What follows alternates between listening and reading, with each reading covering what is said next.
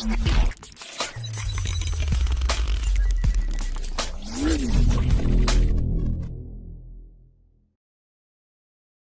Viewers, স্বাগতম জানাচ্ছি মাইক্রোকন্ট্রোলারের আরও একটি নতুন ক্লাসে। আমরা আজকে জানব ডিজিটাল নাম্বার সিস্টেম সম্পর্কে।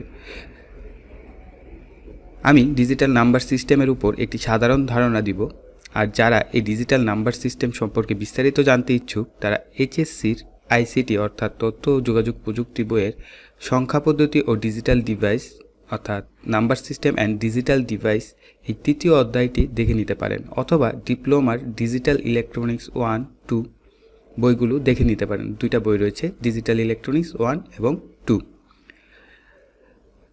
সো আমি আপনাদেরকে একটা বেসিক ধারণা দিব এই ডিজিটাল নাম্বার সিস্টেম, কেননা আমাদের প্রোগ্রামিংয়ের জন্য এই ডিজিটাল নাম্বার সিস্টেমটা অনেক বেশি ইউজ হবে, তার জন্য আমরা এই ডিজিটাল নাম্বার সিস্টেমটা দেখব। এই কারণেই মাইক্রোকন্ট্রোলার ক্লাসের ভিতরে আমি এই পেপারটা অ্যাড করেছি। তো ডিজিটাল নাম্বার সিস্টেমকে 4টি ভাগে ভাগ করা যায়। 1 number binary, 2 number octal, 3 number decimal এবং 4 নাম্বার হেক্সাডেসিমেল। প্রথমে আসি বাইনারি নাম্বার সিস্টেম কাকে বলে। যে সংখ্যা পদ্ধতিতে 2টি ডিজিট বা অঙ্ক থাকে তাকে বাইনারি নাম্বার সিস্টেম বলে। এই ডিজিট দুইটি হলো 0 এবং 1। বাইনারি নাম্বার সিস্টেমের ভিত বা বেস যাই বলি না কেন সেটা হচ্ছে 2। সাধারণত কম্পিউটারের সকল অভ্যন্তরীণ কাজ সম্পন্ন হয় 0 ও 1 এর সাহায্যে, অর্থাৎ বাইনারি নাম্বার সিস্টেমে। এই পদ্ধতিতে এক একটি ডিজিটকে এক একটি বিট বলে। সাধারণত 8টি বিটে একটি বাইট সম্পন্ন হয়। এই বাইনারি নাম্বারগুলোকে ইলেকট্রনিক ব্যাখ্যা করলে 0 দ্বারা আমরা সাধারণত বুঝে থাকি অফ, লো, ফলস, নো। অর্থাৎ ইলেকট্রনিক যদি কম্পেয়ার করি তাহলে আমরা এটাকে বলবো 0 ভোল্ট বা গ্রাউন্ড হিসেবে কাউন্ট করব অনেক ক্ষেত্রে। আর 1কে মিন্স করা হয় অন, হাই, ট্রু, ইয়েস। অর্থাৎ +5 ভোল্টকে আমরা বলে থাকবো হাই, 5 ভোল্টকে বলবো আমরা ট্রু, 5 ভোল্টকে ইয়েস, 5 ভোল্টকে অন, অর্থাৎ 1 মিন করব। ঠিক আছে, আমাদের বাইনারি হিসাবে হচ্ছে 1, কিন্তু আমাদের ইলেকট্রনিক হিসাবে এটা হবে +5 ভোল্ট। আর যখন আমরা 0 হিসাব করব তখন আমাদের কি ইলেকট্রনিক হিসাবে 0 ভোল্ট অথবা গ্রাউন্ড। ঠিক আছে, তো আমি আপনাদের একটা ছোট্ট একটা এক্সাম্পল দিই, তাহলে আপনার এই বাইনারি এবং ইলেকট্রনিক্সের একটা কনসেপ্ট মাথায় চলে আসবে, মানে জিনিসটা আপনাদের কাছে কঠিন মনে হবে না। যেমন আমরা সবাই আমাদের স্মার্টফোন রয়েছে, এবং আমরা স্মার্টফোনটাকে যখনই চার্জে দিই সাথে সাথে কি আমাদের যে স্মার্টফোনের ব্যাটারিটা বলেন বা স্ক্রিনটা জ্বলে ওঠে যে হ্যাঁ মোবাইল চার্জিং। ঠিক আছে, তো এই যে চার্জ হচ্ছে তার মানে কি আমার এই যে ইনপুট যে চার্জারটা মোবাইলের সেটা হচ্ছে +5 ভোল্ট। এই কারণে কি আমার মোবাইলটা চার্জ হচ্ছে। ঠিক আছে, তার মানে এটা হচ্ছে আমার 5 ভোল্ট, এবং আমাদের লজিক হিসাব করলে তখন 1।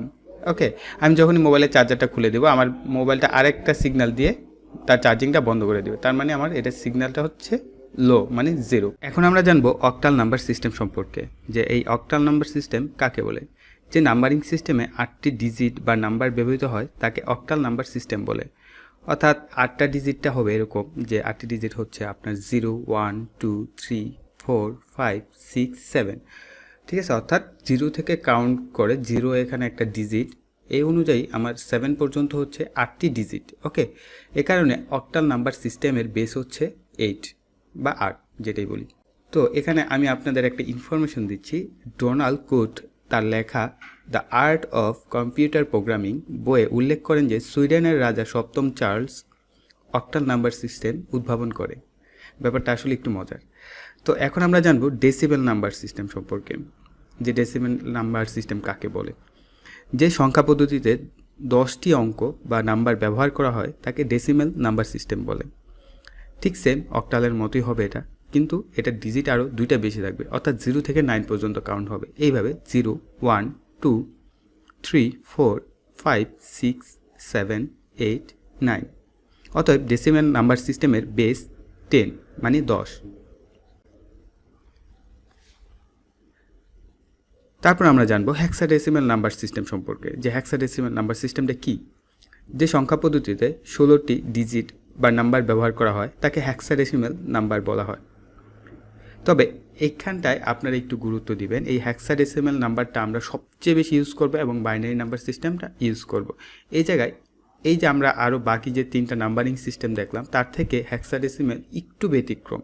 এই কারণে আপনাদের এই হেক্সাডেসিমেলের যে ফরম্যাটটা রয়েছে আমি আপনাদেরকে এখন দিব, এটা আপনারা একেবারে সব সময়ের জন্য মুখস্থ রাখবেন যদি আপনি মাইক্রোকন্ট্রোলার ভালো মতো শিখতে চান তার জন্য। ওকে, তো আমি বলে দিচ্ছি, যেমন এটা নাম্বারিং সিস্টেমেও 16টা ডিজিট থাকবে, এটার বেস 16 অর্থাৎ 16।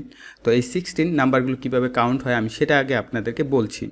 যেরকম 0 1 2 3 4 5 6 7 8 9, 10-এর পরিবর্তে A, B, C, D, E, F।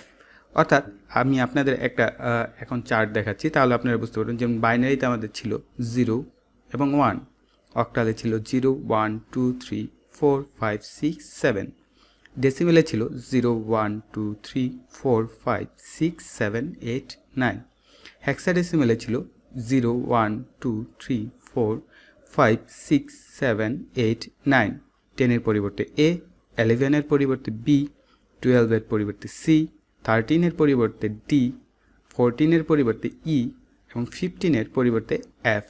তো আপনারা যখনই আমরা প্রোগ্রামিং করব ফিউচারে, তখন যখনই আমাদের হিসাবে আসবে প্রোগ্রামিং হিসাবে 10 আসবে, তখন আমরা ইউজ করব A।